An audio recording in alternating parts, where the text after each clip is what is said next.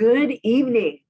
My name is Barbara Velasquez. Welcome to Metropolitan Community College's virtual programming to honor Native American heritage. November is National Native American Heritage Month, and while November is a time to rejoice in diverse and rich cultures, histories, and traditions, and to appreciate the great contributions of Native Americans, it also allows us to spread awareness about tribes or to educate people about the various challenges faced by Native Americans in the past and today. We recognize that Metropolitan Community College campuses were built on Indigenous homelands and resources that were previously cared for by people from the Omaha, Ponca, and various regional-based tribes that traveled to and from their original homelands. Ponca chief standing there and his people were held on the Fort Omaha campus in 1879, pending his landmark civil rights case, granting Native Americans the right of habeas corpus. The United States obtained the land from the Omaha Nation in the Treaty of 1854. We recognize our obligations to this land and to the people who took care of it, as well as to the nearly 18,000 Native people who live in Nebraska today. The 2021 National Native American Heritage Month theme is Gather Towards Tomorrow. Your microphones and chat with other audience members are turned off, but you may always connect with the host. Send your questions at any time to moderator Barbara Velasquez.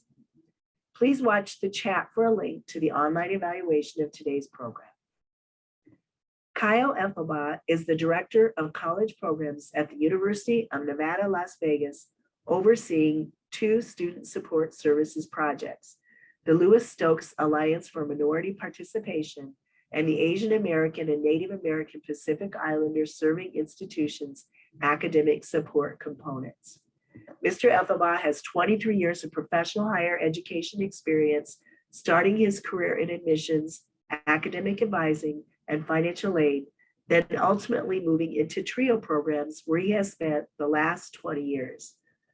He has overseen talent search, educational opportunity centers, Upward Bound, and student support services projects, and most recently served as the director of federal TRIO programs at the University of Utah.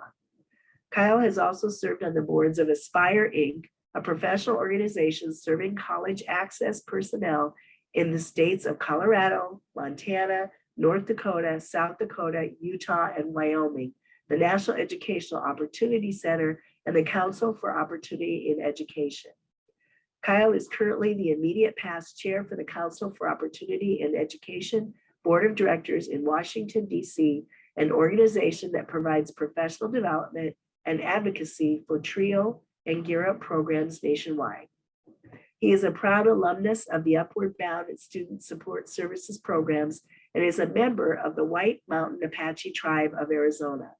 He received a bachelor's degree in Cultural and Linguistic Anthropology from the University of Arizona and a master's degree in Public Health, Health Promotion emphasis from the University of Nevada, Las Vegas, and a graduate certificate in American Indian Health from the Bloomberg School of Public Health at Johns Hopkins University in Baltimore, Maryland.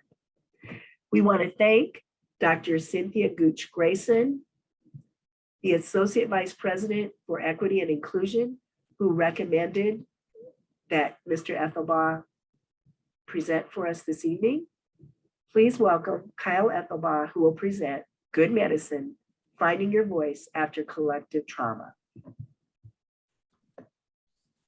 Agut the shares children slini, she Kyle Ethelbah and Seshi, Zetlikaisian and Dan Schleek, Utahadis Chiden Bashi, Kudiji Nich Satalaku, late is Dow unit is to Steamba. She a Tlitaki a Jidao unit is to Imba, a Kunich Siza, Shitsata.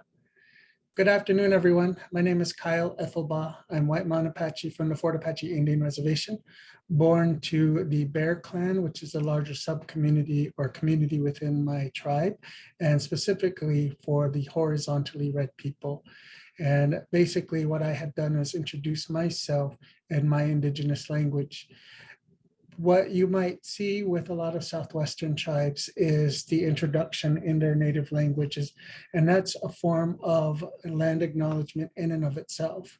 What we had done in the past was introduce ourselves and identify who our people were, as well as where we came from, in order to support and establish the rapport that was needed for individuals to know really what you're coming for and what you're basically attending for. And it's a way of honoring and respecting individuals and their own community so that they know who you are and will open themselves up to let you know who they are and vice versa. So thank you for having me here with you all tonight. I'm going to do a talk briefly about some history, some concepts that flow into the historical context of American Indians overall within the United States and the colonization process, and then share with you a little bit of my story and talk about the connections that they have within research and literature when it comes to American Indians as a whole. So I'm going to go ahead and get started. I believe I have the ability to share my screen. So I'm going to start here.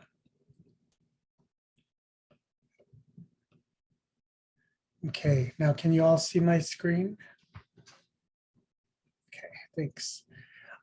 When I'm in this session, I can't see chat, but feel free to ask the questions, and if I could ask the moderator to pose those questions to me as we go along. I don't have any problems with answering questions as we move forward within the presentation itself. So if you could do that, I would appreciate that. I believe that's you, Barbara. Does that work? That's correct. Send moderator Barbara Velasquez. Thank you. Okay. What I'm going to do, as is indicated, my name is Kyle Ethelbah. I'm the Director of College Programs at UNLV. I'm basically brand new to UNLV. I came here from the University of Utah. Interesting thing is I actually was at UNLV for quite a while until I actually moved up to Salt Lake City and received my, or got started in TRIO work while I was up there. So pretty much what I'm going to be starting with is some information about American Indian history. But before I get started with that, I always like to start with this quote.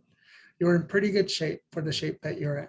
And that's a quote from You're Only Old Once by Dr. Seuss, a book that he put out for adults as we're working our way through our lives.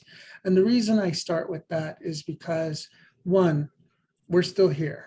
As American Indians, we survived so many things throughout our history, not the least of which was the initial movement toward genocide, really, which was the reigning authority at the time when the United States in particular, as well as states outside of the US, including Mexico and Canada, did not necessarily have the best relations or the best intentions for these communities in mind. So I want to say that, we're still here, we're still moving forward, and we're still part of the fabric of the communities in which we live. And so for that, we're still here, and we're still a part of the national conversation and framework of our respective countries. So we might be a little bit battered and bruised, but we're moving forward. As we go forward, I want to talk a little bit about some of the terminology that I use when I speak. American Indian Alaska Native, AIAN, is a federal designation by the US Department of Education, and that's how we're formally designated within legislation that oversees educational programs anyway. I use that interchangeably with Native American, so I'll frequently say Native American or American Indian or Alaska Native, and AIAN in particular is something that I will go back and forth with between Native American. The term Indian itself, we still hear in everyday conversations, primarily with individuals from within our own communities. So a lot of us grew up during a time where we were referred to as Indian, and ourselves have taken on that label and call ourselves Indian. And there are still pieces of formal legislation and some federal items that refer to us as Indian as well. For example, the reservation that I come from is the Fort Apache Indian Reservation, even though now federally we're designated as American Indians. The term Indigenous and First Nations are terms that have come primarily and used primarily in the northern areas of the country, the northernmost point of the country, I should say. And that basically is the border between the US and Canada, and Canada primarily that uses the terms Indigenous or First Nations when referring to American Indians. So all of these things, for the purposes of my conversation, really are intended to encapsulate the conversation around indigeneity or Native American identity as a whole. So you might hear those interchangeably throughout the conversation tonight. I want to start here, and this is always a little bit difficult to begin with, and it's the concept of historical trauma. If you're familiar with American Indian history, you know really the initial interactions with Europeans and indigenous communities in the US, as well as in other parts of the world. And since then, there has been a collective wave and continuing movement of individuals into what had been primarily American Indian or indigenous land here in the US that expanded from the 1500s into present day. And so within that confines, within those 500 years, there occurred quite a number of things. There was different periods of time where individuals within our community started to be moved forward and really moved out of the ways that in which they live, the land areas, the culture, et cetera, setting up the proposition for historical trauma. We know, well, when I talk about trauma, I talk about personal trauma, and it's probably the context that you are familiar with trauma as well. What happens to an individual when they encounter something that is traumatic, that is something that has impacted their life in a way that can be negatively expressed and really sets up a way of life for that individual that's not exactly healthy. That's trauma in and of itself. But historical trauma is the cumulative emotional and psychological wounding over a lifespan and across generations. So it's basically inherited trauma from individuals who experience trauma themselves. The historical trauma response is the constellation of features in reaction to this trauma. So what happens here is we have the introduction of, for example, forced migration. We had individuals being moved onto reservation land and no longer having access to where they came from originally or within their creation stories. And that removes them from their sense of place and their sense of being. That creates a trauma experience that they collectively feel. They pass that on to the next generation, and it starts to come out in various ways. And we'll be talking a little bit about that in just a minute. But this was initially identified by researcher Braveheart in 2003 and established in pretty much into the literature and in American Indian history, as well as sociology, psychology, et cetera. So this is something that I draw heavily on, and most American Indian researchers draw heavily on this initial work of the concept of historical trauma when we talk about American Indian history. So when we look at the American Indian history of the US in particular, we look at 1500 to 1800 and the colonization of North and South America. This was the initial period of time when we had individual communities coming into contact with one another. In some places, it wasn't a fierce interaction. It wasn't interaction that created a lot of violence. Initial meetings might have been peaceful, and other places it wasn't that case at all, especially if you look at the colonization efforts that really didn't start as colonization efforts so much as they started as efforts to find certain things within an area, primarily gold and riches, especially in South America, that started as a violent introduction of non-Indigenous communities into the lifeway and systems of the people that they encountered. That really went on and back and forth, depending on where you were, what part of the world, what communities were interacting, whether it was English, whether it was French, Dutch, or Spanish. You know, there was a number of different communities converging all across the Americas. And that initial period of time started up this initial movement and this interrelating with the different communities that were coming from different parts of the world. That in and of itself began to formalize into formal efforts as time went on. You saw the the initial experiments primarily that would have started in South America, moving up into Mexico and into the US now, wherein you had forced slavery and as well as genocide of indigenous communities that stood in the way of what individuals would have called progress as they were moving forward to really claim lands for either a kingdom or queendom or other sovereign nations as they started to evolve. Here in the US, that really took hold in the 1800s with the establishment of federal legislation that basically deemed American Indians as criminals, as enemies of the state, really. And so the last of the Indian wars were concluded in the 1800s here in the US with the Apache tribes within the southwestern United States. And our tribe, the White Mountain Apache tribe, was part of that whole process. And when you think about that, Geronimo, who was the last American Indian individual who was taken as part of this movement of forced subjugation and was the last enemy of the state in the US that came from the American Indian community. He was arrested and detained in 1886, and that's barely 100 years ago. We're talking maybe, 120, 30, 40 years ago, actually, but that's not too far away in the distant past still. So there's still impact that can be felt from that and then moving into the reservation era for some of our communities. Whereas if you look at an Eastern tribal community where they've had interactions for hundreds of years already, here in the Southwest where I'm from, that's not so much the case. In 1924, after American Indians were contained, the American Indian Citizenship Act was passed. We were up until 1924, part of the prisoners of war, actually. That was our legal classification. So anybody born during that time period were actually born as prisoners of war. I talk about my grandmother, who was the individual who raised me, and I'll get to that a little bit later.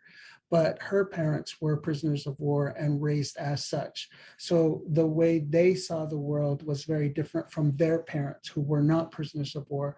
They passed that on to my grandmother who raised me because my mother and father were not in the picture. So I took on a lot of the worldview that my grandmother had, having been raised as an individual who was subjugated into the US, I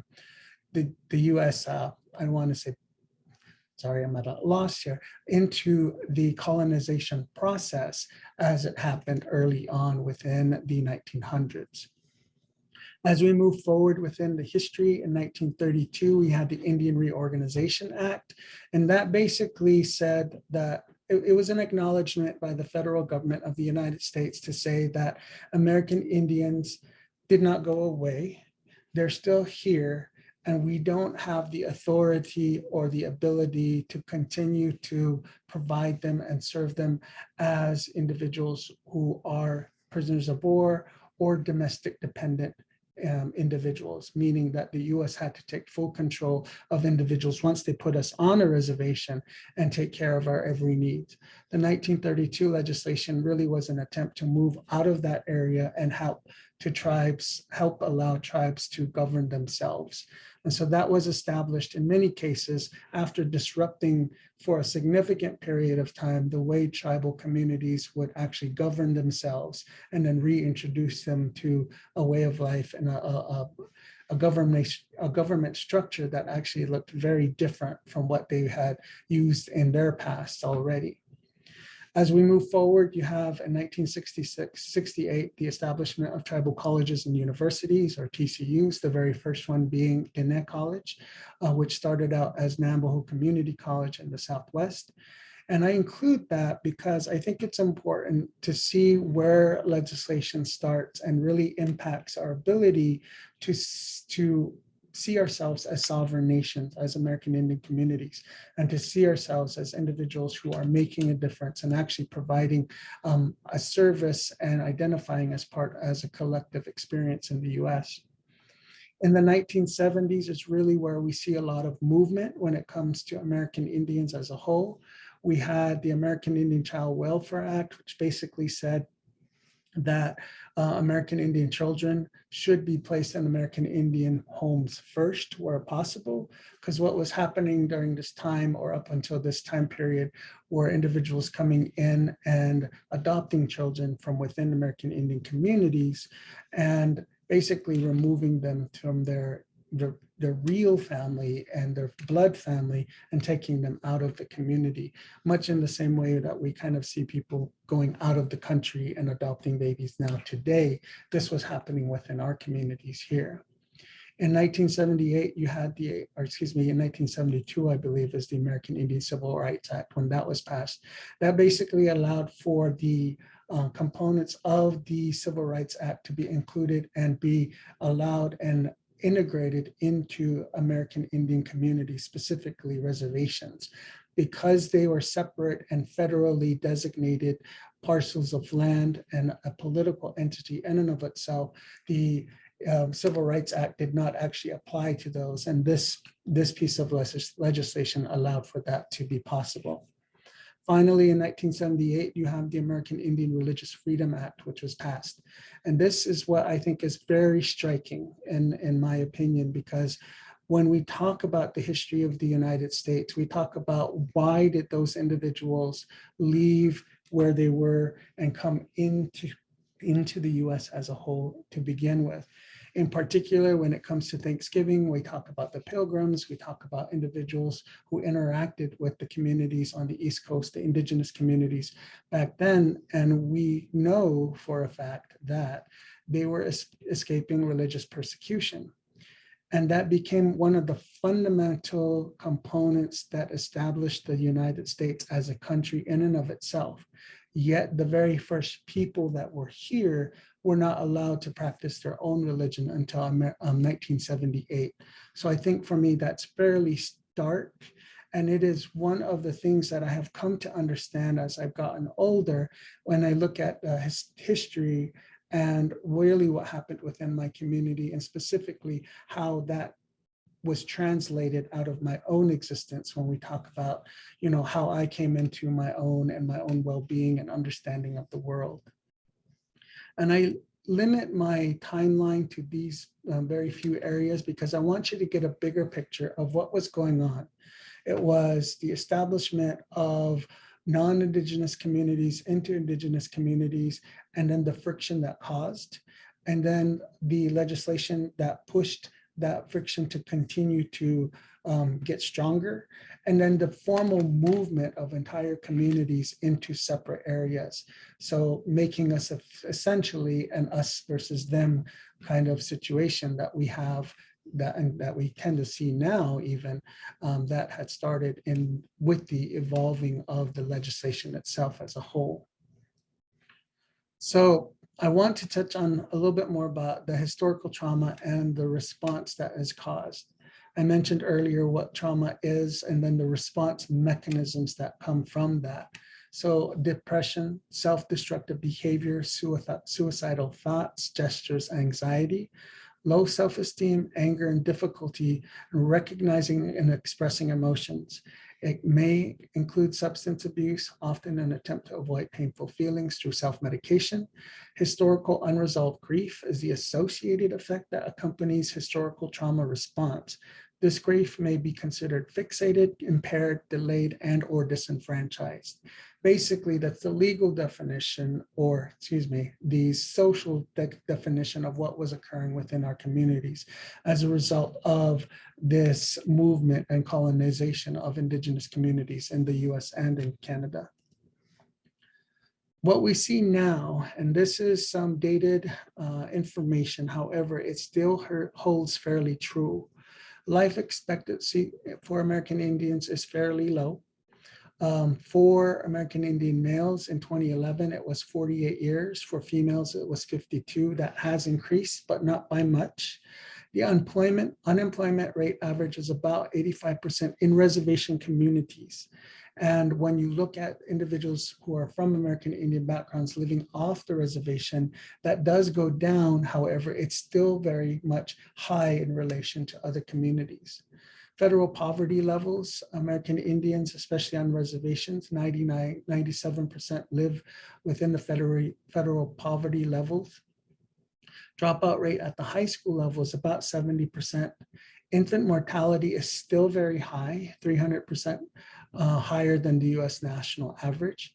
Teen suicide is 150% higher than the US national average. And 24% of attempted suicide more than one time of those individuals who have reported that they do.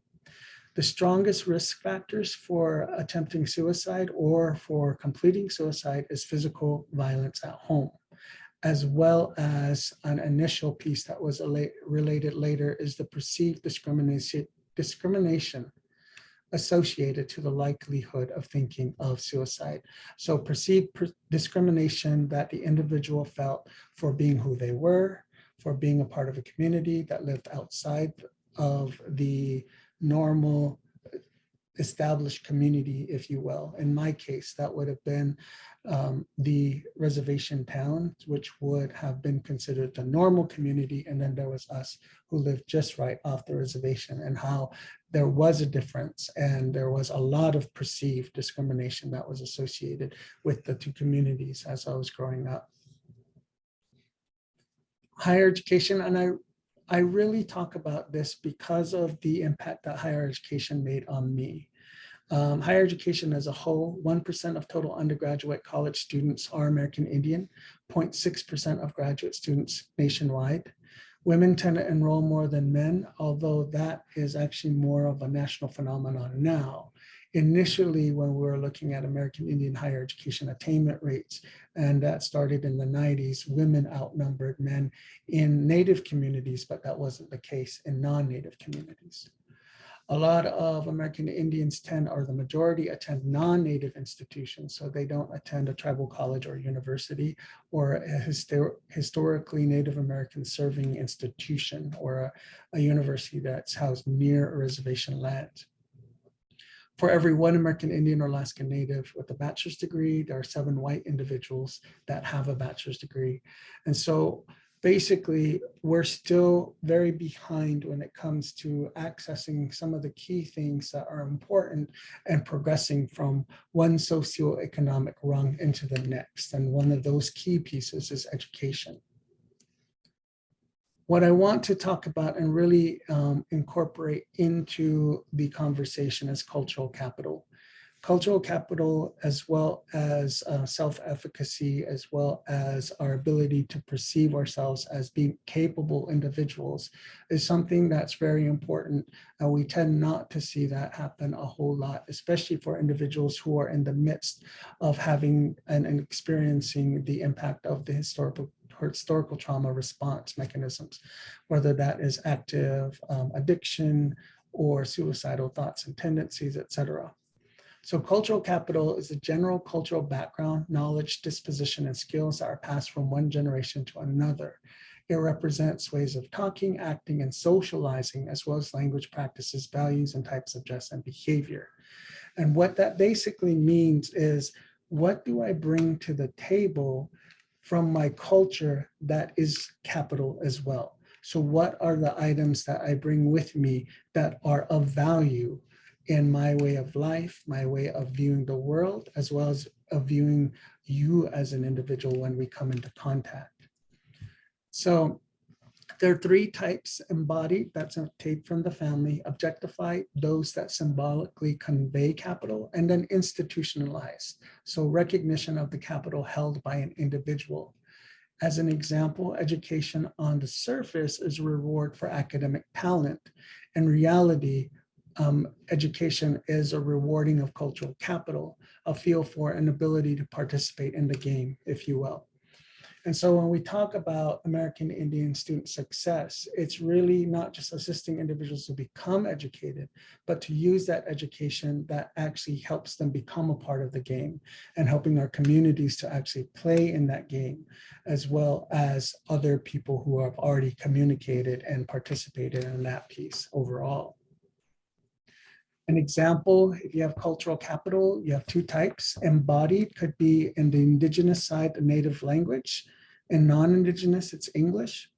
objectified for a lot of our communities. The eagle feather is very important to our way of life, as well as our way of viewing our world and the universe, versus a non-Indigenous objectified component would be, and these are not necessarily meant to compare apples with apples. It's meant to give you a signal of what could fit into that category.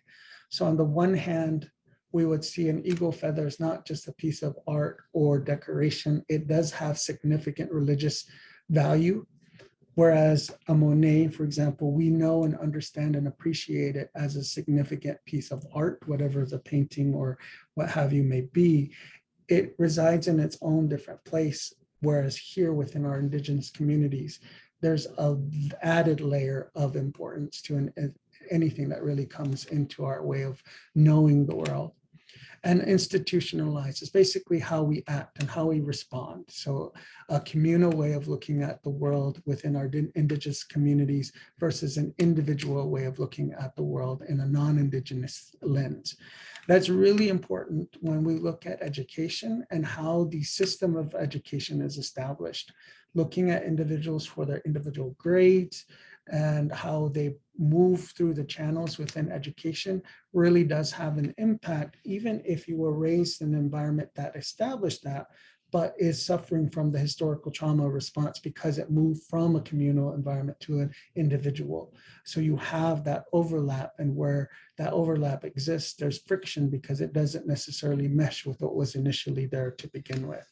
So that is examples of cultural capital and the way we look at the world, and really how that's important for us interpreting our way of life and what matters to us as individuals. Self-authorship, on the other hand, is our way of seeing ourselves. It's a shift of meaning from the outside the self to inside the self. Internal capacity to define one's beliefs, identity, and social relations. It's the trusting of the internal voice. It's the internal foundation and the ability to secure ourselves as individuals. A lot of times you'll hear within psychology, the movement from statesman to, or warrior to statesman, the movement from an individual who is just now understanding their way of life, their place in the world, and understanding that they have a duty to educate others who don't know about that, to a place where they might still have that, but are able to become a part of the fabric of the institutions that hope to make that solidify. And so a lot of times our communities, especially those who are impacted the most, tend not to get there because we're still suffering from the trauma that we experience as a whole. I wanted to cover that because that sets up the foundation from which I come from. And I basically want to share my story about where I came from, what happened, and how I see the world now. In the description for this session, it talks about my family and how I came into this world. Basically, I was born into a family of four. There was myself, my mother, my father, and my brother. My mother passed away from domestic violence when I was 3 years old at the hands of my father. And he himself, I really didn't get to know until I was in my mid-20s. And even then, I didn't really get to know him. I still had a lot of feelings when it came to him and what he had done. And so I didn't actively start to know who he was until I got into my 30s. And he ended up passing away shortly before or after I had actually made contact with him and started to set up and try to set up some kind of relationship with him. But he was an active alcoholic and passed away as such. Unfortunately, there was my brother and myself then who was left. And my brother ended up committing suicide when he was basically, I believe he was about 30 years old when he did that.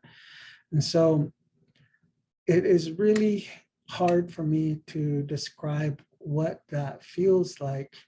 But when I talk to people from my community, it's not too different. And it's not a stretch when I talk about what happened to me, because there's certainly a lot of individuals who felt, if not the same kind or just as heavy kind of trauma in their lives. It's not unusual, is what I'm trying to say. It's not uncommon to experience something like this. After my mother passed away, I went to live with my grandmother, and she's pictured here on the top right, at least from my view. That was her and me when I got my master's degree. But she raised me as best she could. She herself was a survivor of domestic violence too. My grandfather had basically participated in those kinds of things as well. But my grandmother was a little bit different. In the 1970s, she basically said she couldn't take it anymore. And during that time, it was uncommon for divorces to happen on my reservation, but she did end up divorcing my grandfather. Once my mother passed away, both myself and my brother went to live with my grandmother. She herself was raising her own children. She had a total of 10 children who survived. And one of those was my mother. One of those was my uncle, two of whom those two have passed away once I had gone to live with her. So there was 8 of her children actually still left in the house. And then she took on me and my brother. So there was 10 of us in the house in a 3-bedroom home. And so she did the best that she could to raise us in a way that would protect us and keep us safe. She was very religious. She was raised in an environment herself where her parents were prisoners of war. And part of that colonization process included the introduction of religion as a way of educating our American Indian community. My grandmother ended up going to the boarding schools. If you've heard of the boarding school era, American Indians were sent away to live in boarding schools and to be taught, where they couldn't speak their language, they couldn't practice their own religion, they couldn't have any kind of identifiers that related them to their home communities. It was within this environment that she was introduced to Christianity and solidified within Christianity, and she remained a very strong Christian her whole life. And there's nothing wrong with that. And I very much admired my grandmother because of it. She introduced to me how to pray in the Christian way, if you will. And she really helped to try to put me on that path. But one thing I did not realize was happening with that, though, was the devaluing of our own indigenous way of life, our own indigenous way of knowing the world. So essentially, I grew up believing that as an American Indian, as an Apache individual, if I was to go to a ceremony, which were still occurring, then that was a very bad thing. And what we were told as we were growing up, and this was said in church, is ceremonies were of the devil. And in church, I remember our pastor saying, "I'm glad you're all here. It's a Sunday morning, and our ceremonies go all weekend." And the pastor had mentioned us being there in church, and he had said that he was glad that we were there and not jumping around in the dirt out there and playing with the devil. And so that really struck it within me at a very early age that being Apache was wrong. Practicing our religion was wrong. It was also in this church where our pastor had mentioned that were it not for white people, that we would not be saved. And this was literally said in sermon. And this was how I was raised. Because my grandmother was such a staunch Christian, we were in church every Sunday. And so from the age of 3, when I went to live with my grandmother, until the age of 15, I believe is when I stopped really going to church, this was the kind of thinking that I had. And it's really hard for me to kind of untangle that, because on the one hand, I do count myself as a Christian. On the other hand, it's been hard for me to reconcile that messaging. And the way I tell people I'm doing that now is, how am I doing my deprogramming without stripping out the pieces that I still believe in? And that's been a very difficult process. And I think we still see that with a number of people who are around today, and the constant struggles that they have, and one wanting to identify as American Indian fully and wholly, but also, at least in my community, not wanting to identify with the religious components or the ceremonial aspects of who we were. Well, I was raised by my grandmother. That was kind of the piece that introduced me to the way I thought as a child and then moved into my own sense of identity. As I was growing up, because my grandmother was working so much, she was a single mother at this point, and she was raising all of her kids as well as her two grandkids at the time in her home. And she wasn't there a lot. And things ended up happening to both me and my brother that shouldn't happen to young children. And so we both were traumatized and scarred, not only at the level of having lost our mother, having lost our father, and then participating in an environment and group thought, if you will, when it came to religion, about saying we were bad because of our color, the languages we spoke or tried to speak, and the ceremonies that we could or wanted to participate in, but also at the level of our own safety. So my childhood was pretty unsafe, and that was the case as it were for my brother as well. The same thing that happened to me happened to him. And in telling my story, I always talk about how difficult that was. And as I moved into my teenage years, I became myself very active in the party scene. I became an active drinker, and I actually became an alcoholic. And one thing that I say a lot in telling my story is alcohol ended up saving me from having to deal with that trauma earlier on in my life. That doesn't make a lot of sense because alcohol doesn't save people, but I credit it for putting a plug in that time period so that I didn't have to deal with it. Albeit I ended up dealing with it later and making some very big mistakes and having some very difficult impacts on my own life and my own well-being. And the reason I say it that way is because my brother, who did not drink, was left to kind of stew in his trauma and not get the help that he needed and not get the sense of belonging that really was important for him and for me, to feel like we belonged in this world, that we belonged to a community, and that we were really humans that deserved love and respect. And I believe that he had difficulty in that because of what happened to him, where we were raised and how we were raised. And ultimately, he ended up taking his own life. And so for me, I ended up going down this path.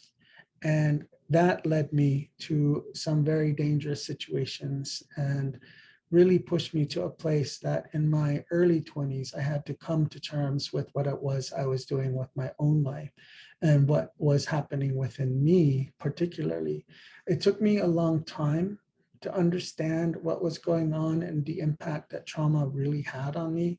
But as I started to get older, and by the time that I was 25, I knew this was happening, and I knew there was stuff happening within me, and I knew I didn't want to continue down that path of drinking, and by this time doing other things as well. But unfortunately, or fortunately, by the age of 26, I was informed by my doctor that I had liver cirrhosis, 4th stage. And that really essentially provided me with the opportunity to say, see, this is what happens. You know, this is what happens. I was a bad person. I'm not a good person because of all these things that I already mentioned. I was born in the wrong place, the wrong color, with the wrong language, with the wrong people, the wrong family, the wrong community. Everyone's an alcoholic. Just name it. I could add on to what was not right in who I was and how I was raised. And so this was just another example of proving that point. It was God's way of saying that I wasn't viable and that this was punishment for being who I was. Add to that the fact that during this time, I was coming to terms with my sexuality as well. I do identify as a gay American Indian male. And as a teenager, drinking allowed me to also keep that away. It was something I did not have to deal with as long as I was participating in this, that, the other. However, that also put me into some very dangerous situations. And so as I was growing older, I was really put at a place where not only my health was being impacted, but my emotional and spiritual well-being was just as much being impacted by the way I saw the world. And so in those early years of my sobriety, if you will, I got sober in 2006. But before that, there were many attempts at getting sober. But what finally ended up helping me to get there was being arrested. And this was something that I had to really deal with and make sense of. Because on the one hand, I didn't care if I died. I mean, I drank because I wanted to die. I had cirrhosis. I was going to die anyway. Just let me go out. That's how I thought. But once I was arrested, the way of thinking really became, well, I want to die, but not in jail. You know, it's just this warped way of looking at the world. And that helped to propel me onto a different path. And when that started to take root, I started to see things that I hadn't seen before. And up until that point in my life, I really felt, and I really was a victim in so many different ways. But my primary identity was a victim. You know, this happened to me at a young age. This happened to me at a young age. This happened to me at a young age. And there was no out from that victim state of mind and that victim worldview, because I honestly too believe today that it was warranted. You know, I saw myself, because these things happened to me when I had no control over them. And that shift from not being a victim was really difficult because it was so ingrained and stayed with me for so long. And part of understanding who I was and why I was doing that really came down to the core area of who was I as an individual. You know, I had these competing systems of belief that could not overlap. I couldn't be gay. I couldn't be American Indian. I couldn't be an individual who practiced my own religion. I couldn't be educated. I couldn't live in this world. None of these things could exist collectively. You know, and all of this happened because of the things I just talked about when we started this conversation. These historical impacts basically said that these things do not make a person whole or right. And when you combine them, it's even worse. And so there was no way of me having the ability to weave those things together to say that it was all okay.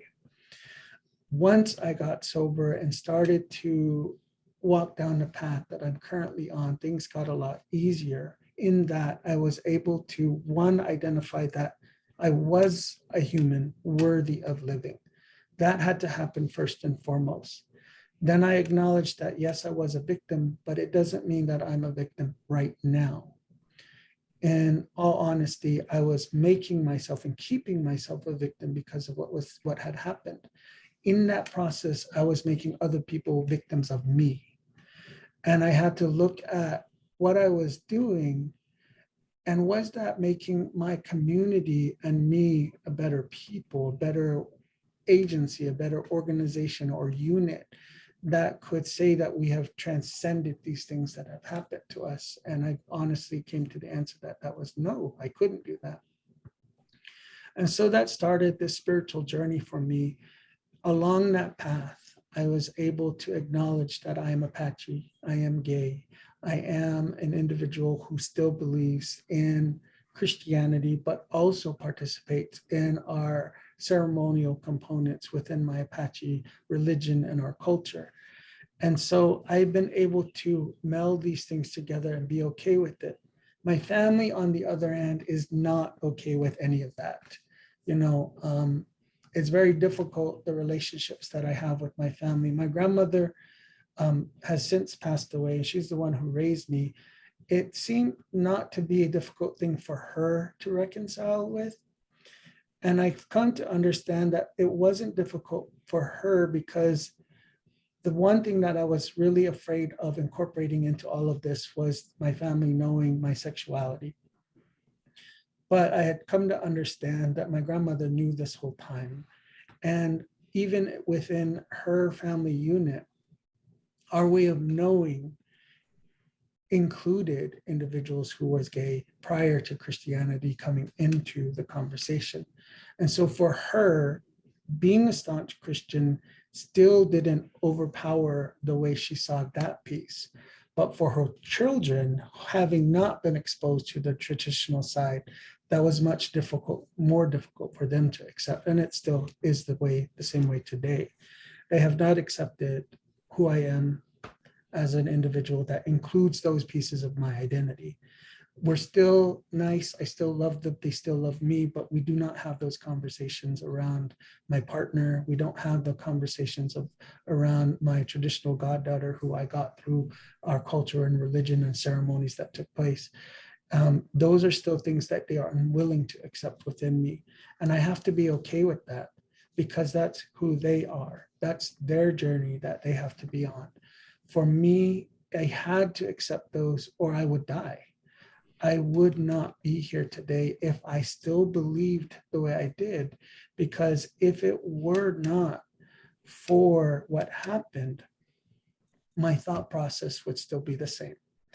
And quite honestly, once I became okay with who I was and accepted that and empowered myself through the cultural capital that I started to see as capital and not as a deficiency or something that was meant to be ashamed of. Once I accepted that into my life, things changed completely.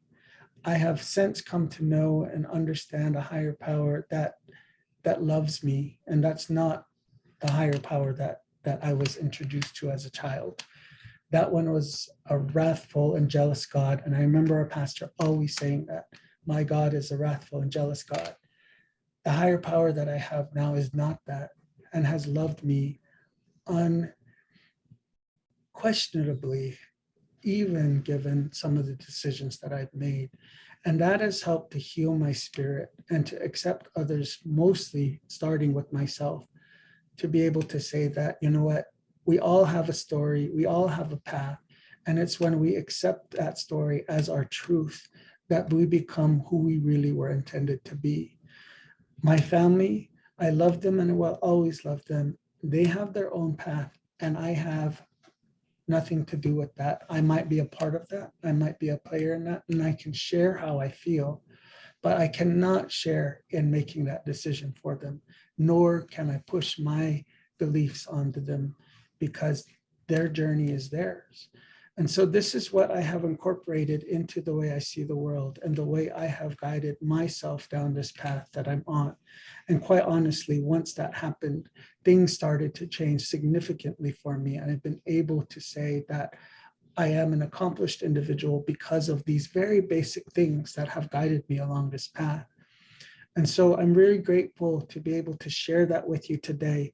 I wanted to start with that history, with defining some terms, because that really defined how I came into my being. All of those pieces that I read in the literature described who I was coming into my adulthood. All of those pieces, even surrounding self-authorship and cultural capital, were pieces that I started to pick up once I came into my own understanding. So when I talk to people now, it's interesting, especially researchers, I tell them, you know, I'm textbook. Whatever that research paper says, it really did happen that way for me. I move from one stage to the next and I move forward. And I hope that our people can move through that process as well. Unfortunately, for a lot of us, it doesn't happen that way, that we're stuck in a place that we end up not moving forward on. And I think that really is what happened with the rest of my family, my mother, my father, my brother. And so I really hope that we're able to move forward with that and this collective sense of being American Indian, being indigenous, being who you are is good. And setting your path and believing yourself to be a good person is the start of that. And that will help us to begin that healing process collectively. Because when I heal, and then the next generation under me that comes into being heals, then we'll start to see a collective healing process rather than a historical trauma moving through the generations as we move forward.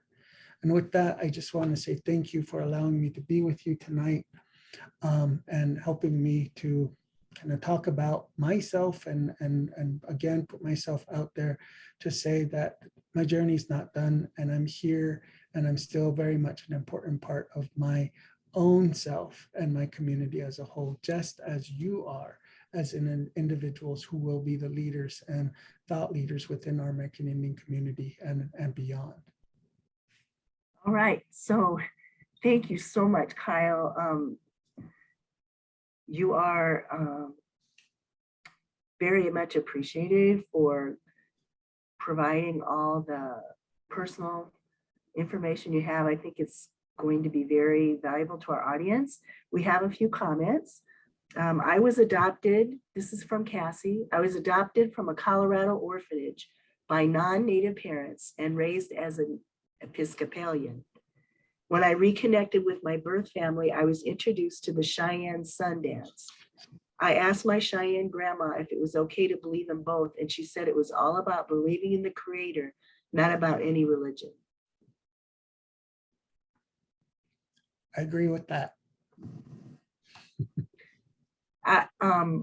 Based on what you said, Kyle, I wonder if what her grandmother had lived through previously, like you said, allowed her to know some of those things that people after her may not have known.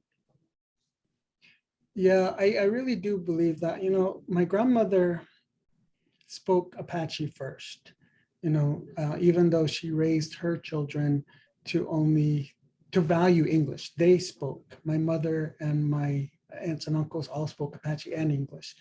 But at that point, they didn't pass the language on to us and this generation. And a big reason for that was the boarding school. And, you know, there was a lot of things that as my grandmother got older, she became less wedded to, if you will. You know, there were things in her way of knowing that were okay for her because they existed prior to the prisoner of war era, which her parents were raised in, because they told her about that. She knew traditional songs and traditional prayers that were taught to her by her parents, because that's how they were raised.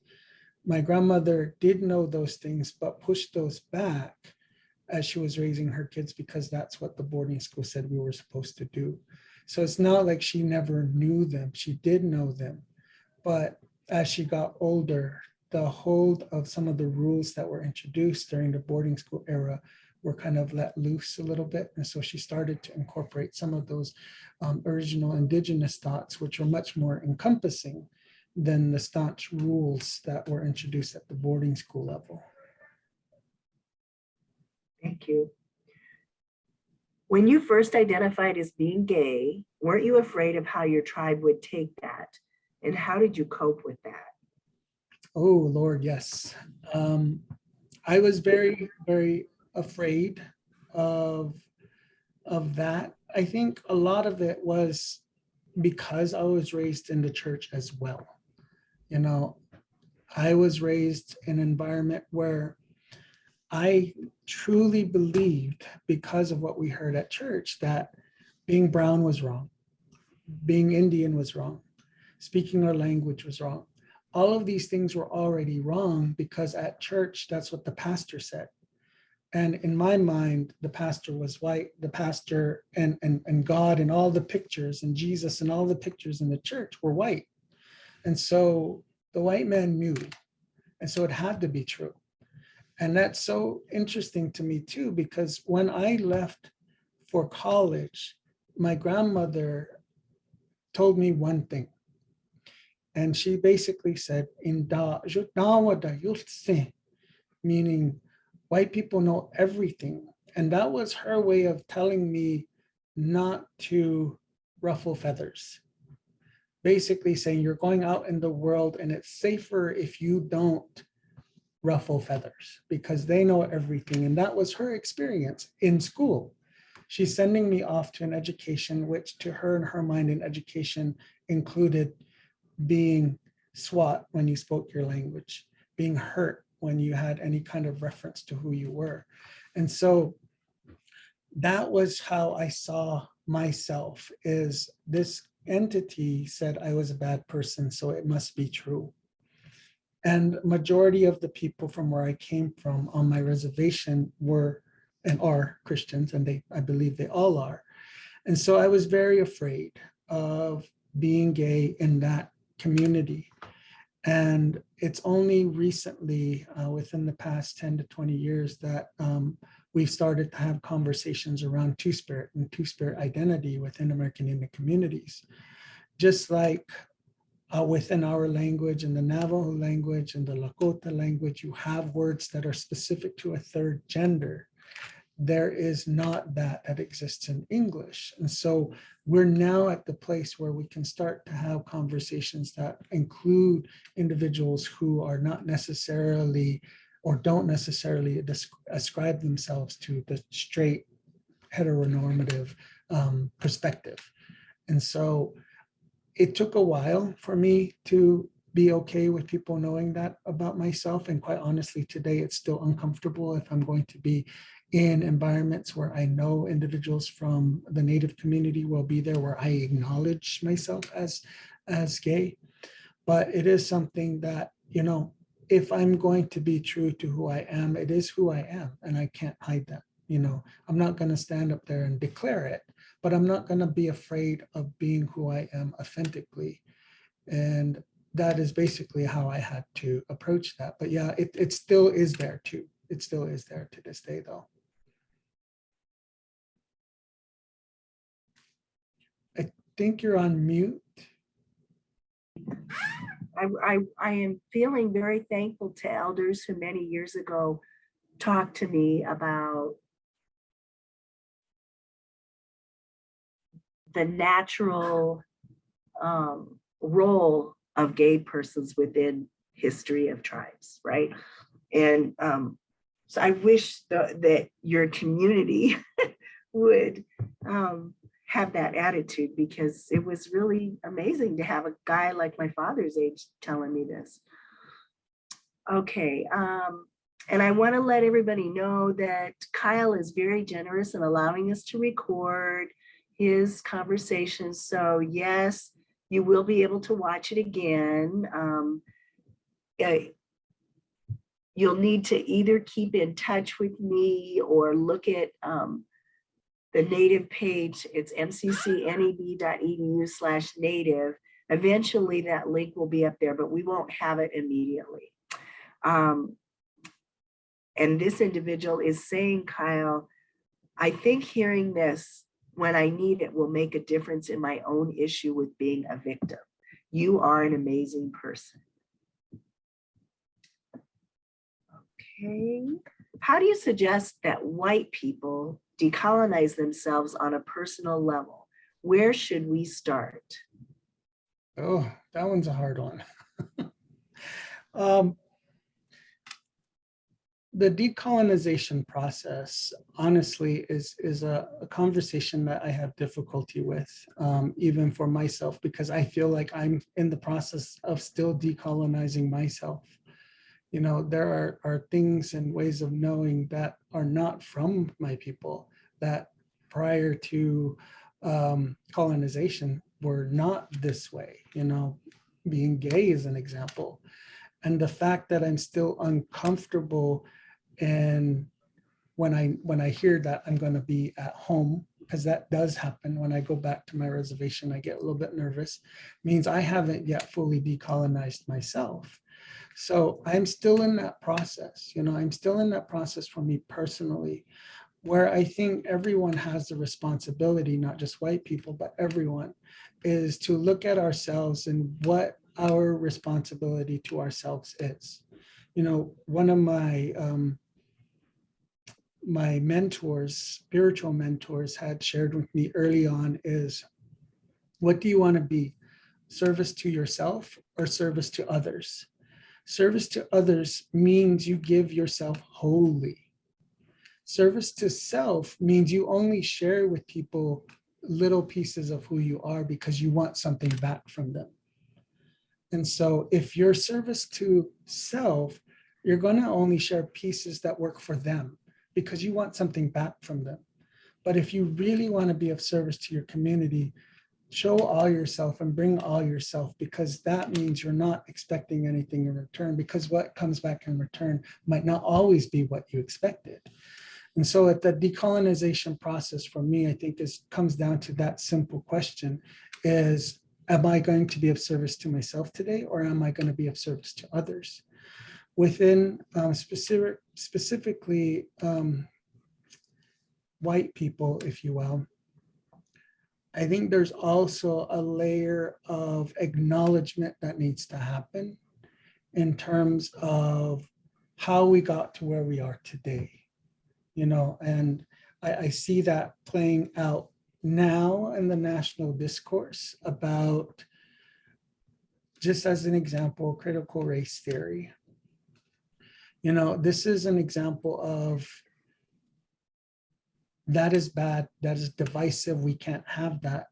When in reality, if you knew what that was, it's basically allowing individuals who have experienced this collective trauma to understand their place in the world and to help others to see that as well. And so it's an interesting conversation to me, because it is not about divisiveness at all to me, from what I know about it. And granted, I'm not the expert in this. It is about us allowing people to be who they are. And if I want to be who I am, and I'm asking you to let me be who I am, I need to do that for you as well. And so I think it really comes down to those fundamental components when we're talking about decolonizing and really coming as our authentic selves. Difficult questions. From Cynthia, thank you for being so vulnerable and transparent with us. And Cynthia, forgive me with probable mispronunciations. I am Kickapoo and Muskogee Creek. My grandfather has experienced the boarding school, and I remember the tragic stories that he told me, which is a big reason why our family does not know our tribal language. Congratulations to you for overcoming so much and accepting your true self. You are an inspiration.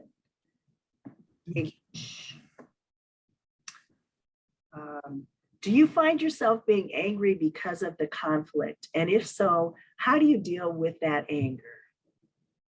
I find myself being angry a lot. I'm not sure what the conflict is in reference to, but I'll share broadly about being angry, because it comes back a lot. On any given day, today's the start of Native American Heritage Month. And during these times, I think it becomes a little bit more heightened with me, because I get angry about what happened to us as a whole, as a group of people.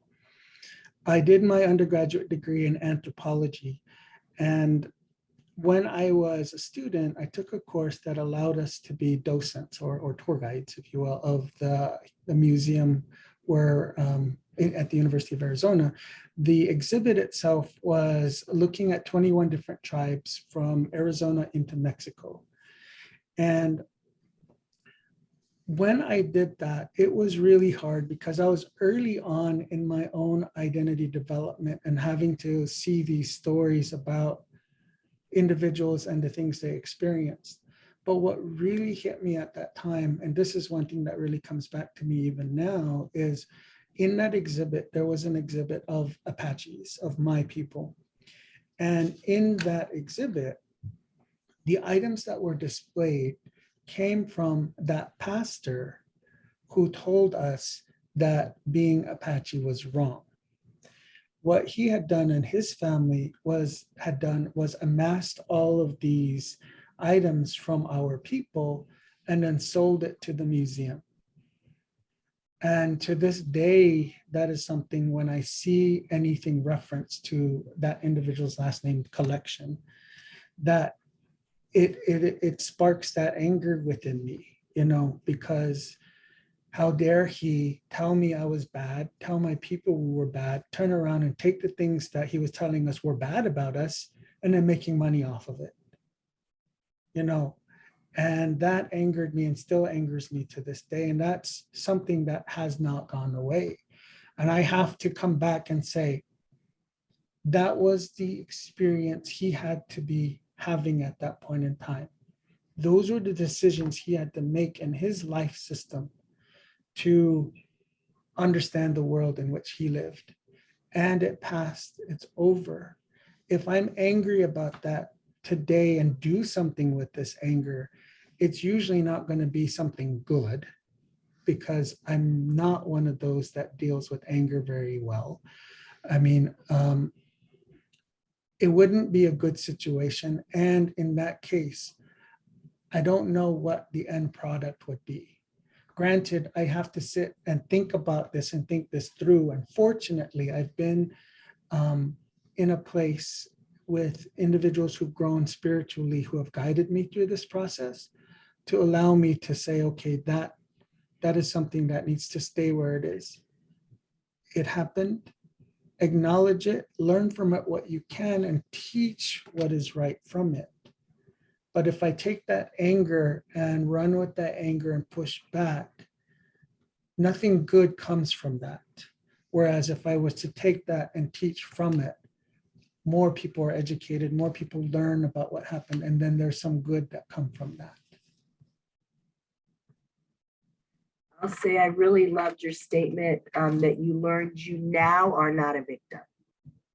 It's powerful. You know, I think a lot of us, it's resonating, and that's where having people say they really would love to really listen again, which you'll have the chance, just need to be patient, guys. So I am so proud of you for being who you are and overcoming so much.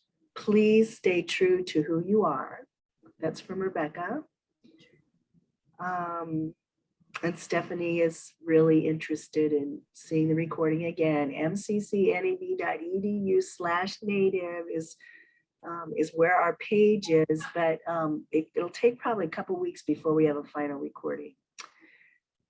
Cynthia, okay, I do want to say that I noticed we have at least 2 human services faculty with us, and I suspect many human services students. So Cynthia says, what can we do to change the education of our children to a more accurate history? For example, the whole issue of Columbus Day. I think honestly, asking for it, just as you have done, is going to help start that. I have to be very honest. My way of approaching things as I've gotten to the place I am is not entirely agreed upon by a lot of people who are from my same background.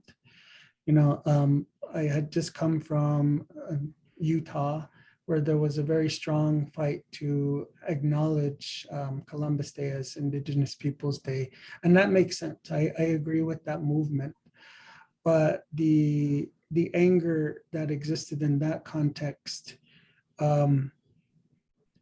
it can be divisive sometimes. And that is really hard for me to say, because I want to be there with individuals on this fight, you know.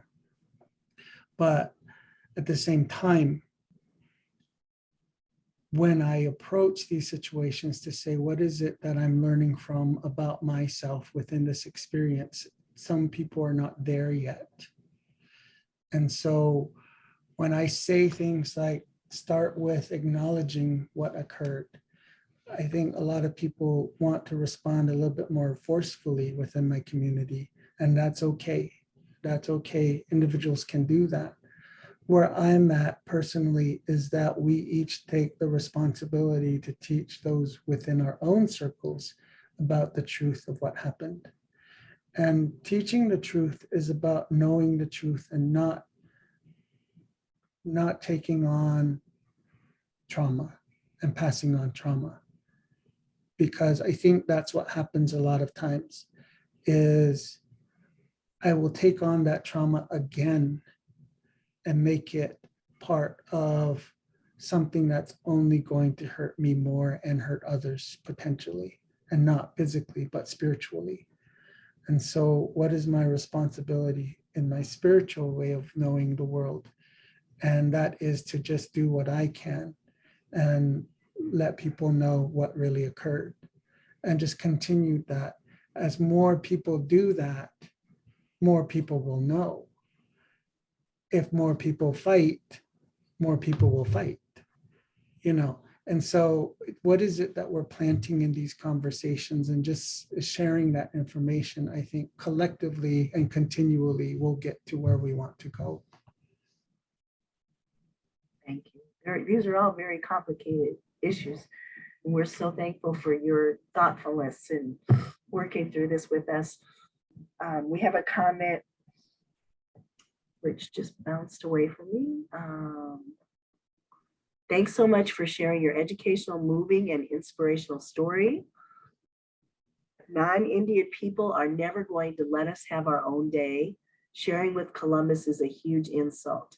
Being an urban Indian is difficult. I do what I can to educate myself and my family. I agree. One final question, again, because of the human services faculty and students, and then I'd like to kind of tie this together to your supervision of SSS programs. As a supervisor, how do you prepare your staff to work with students who may have had similar situations that you did?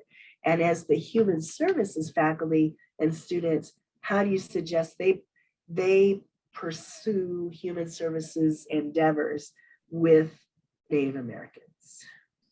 Ooh, those are heavy, big questions. And that'll be the end. We won't make you do anything else after that.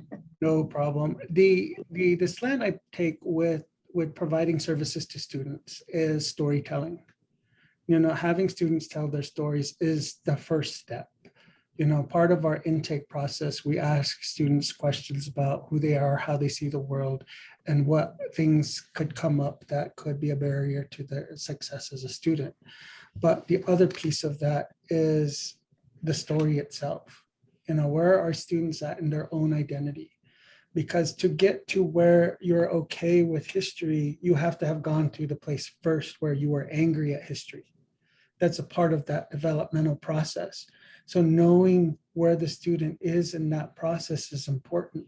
So as human services staff, we should be able to identify where the student is in that process and work with them to make sense of their worldview and potential challenges to how they perceive things. Because demonstrating and protesting are good things. You know, it helps the students to understand where they were, where they are, and where they're going. Staying there is where we have the question that needs to be talked a little bit more about, is staying in that place. But we all start there. And then hopefully we move to the end of the place where we move through that process and begin to help others to heal along with ourselves. So helping the student to tell their story and to acknowledge their story for where they are, and then using that information to help them, to help guide them through the systems that exist and potential things that they could encounter that could be barriers to their success. Would you agree that the process could be expected to be longer than the traditional white person expects? I don't know about what the timeline looks like for a specific group, but what I can say is, to use me as an example, because it's the only experience I have, it took me 30 years to get to where I'm at. You know, I say 30 years because I think at 10 years old, I started to get an understanding, actually 15 years old, I started to get more of a sense of who I was. But I needed to go through all of these things to help me to come to where I'm at. And for me, that was a long time. And I look at some of the students, especially our student workers that we have now, and it's interesting to me to see that they're not doing what I did. They seem much more healthy than I was at their age. And they're adopting a lot quicker.